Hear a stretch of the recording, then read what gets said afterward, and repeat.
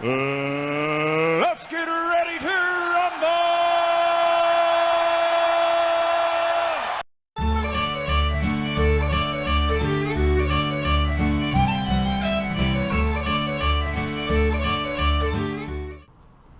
Hello my friends and welcome for another whiskey review. It's been a while since my last review. You know, sometimes we have to take a break, personal reasons. I'm done, and this YouTube channel is mainly about whiskey, a different expression being reviewed every now and again. So yes, I'm still here, I am not going anywhere. I'll go through a visual presentation, nose, taste, finish, give the whiskey a mark and share my impressions with you. And if you want to be up to date with my future reviews, don't forget to subscribe to this channel and touch the bell for notification. And today I have an American whiskey, not just another American whiskey, but a straight rye whiskey spelled without an E this time. So this is Rittenhouse.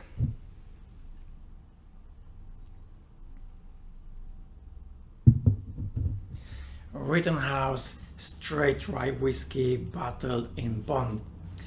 It is distilled and bottled by Heaven Hill Distillery in Kentucky at 100 proof or 50% ABV. You might be wondering what bottled in bond means.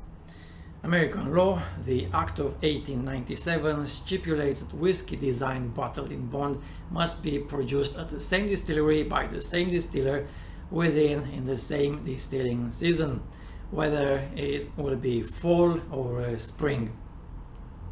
It must then be aged for at least 4 years in a federally bonded warehouse under federal government supervision, then cut and bottled at exactly 100 proof. Additionally, the bottled in bond label must clearly identify the distillery where it was distilled and where it was bottled, if different. Now, straight bourbon. The first requirement that defines bourbon as straight is if the distillate has spent a minimum of 2 years stored in new child oak barrels.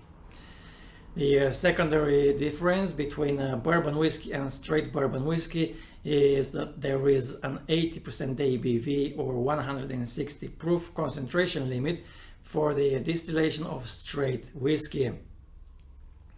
Now that we know these terms from the labels, as I said, this is not just another American whiskey. This is a bottled in bond straight rye whiskey with a mash bill of 51% rye, 37% corn and 12% malted barley. As a color,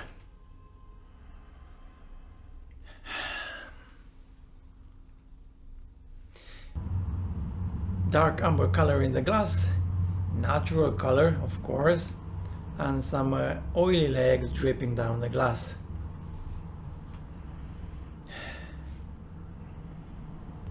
Dried fruits and soft spices on the nose.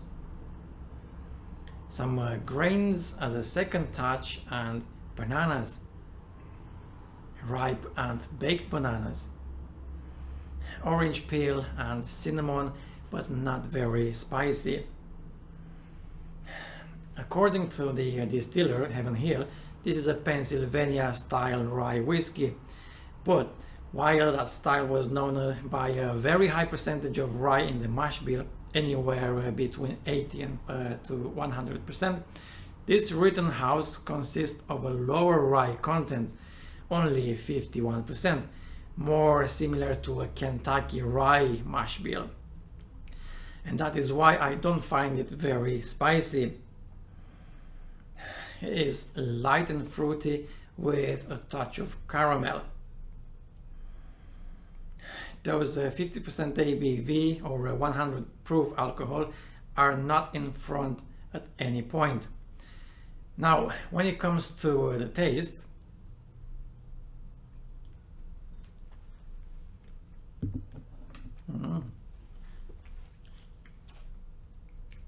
very nice. More powerful than the nose suggests. Thick, fruity, and with a touch of dark chocolate. Yes, the taste is not as soft as the nose, and those bananas from the smell are also here, covered with some burnt caramel.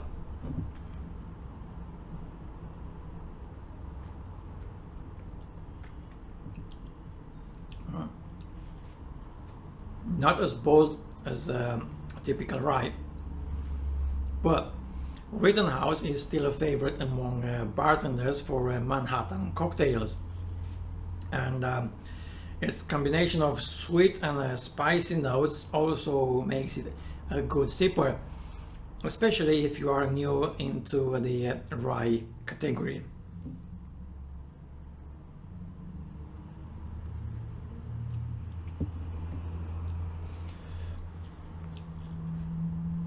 The finish is long, not fading away too soon, and spicy.